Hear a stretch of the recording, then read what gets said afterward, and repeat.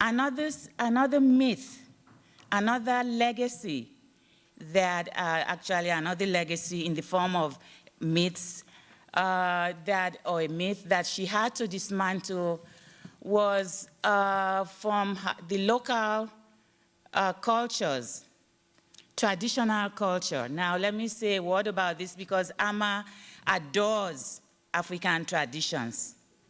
Okay. All right, she's not about tradition bashing. In fact, African cultures shape the writers. Okay, you know, they actually are immersed in that because if you take them out of it, they are really like fish out of water. Just watch those who have come to the New World, who are in a state of voluntary exile, and watch how slowly they are writing. Okay. So she knows, that's why Ama goes to Ghana. Well, wherever she is, she has to go back. Okay, she comes to Brown, she's coming to Brown to teach August 18th. She will be right back there to Ghana because she needs that nourishment.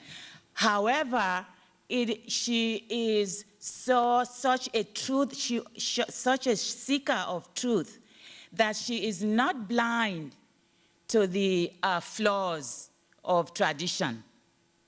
Okay, the inherent view that for some reason men are born and should occupy a place of hierarchy, that is not suitable for Ama. So another myth she had to dismantle was gender politics, okay, the gender hierarchy.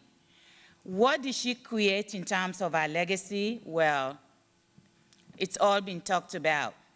You know, foregrounding women's lives in its multiplicity.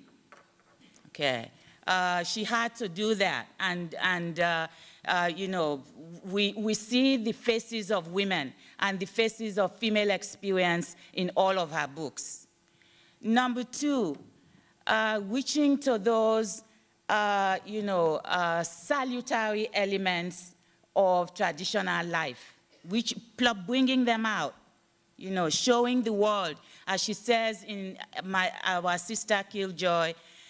You know, sometimes one would say she's idealistic, but in fact she's not. She is really valuing what matters in the traditional way of life. That's why Ama will stress the rural experience, the countryside, as much as the city. And finally, her original use of language. You know, I have a few in my head, but time is against me, a few more things. But her original use of language. I would advise you to start with our sister Killjoy and see a prose poem in its naked beauty. All right, so Ama, in fact, is a giant that we should respect, that we should celebrate, that we should honor, because she's among us, she's alive and well, and her legacy lives in all of us, in our works, and in all of you, the readers. Thank you. You did a great job. That was a great job in summing up. We have had a great introduction, and more than a great introduction, to the work and life of Ama Ata Aidoo.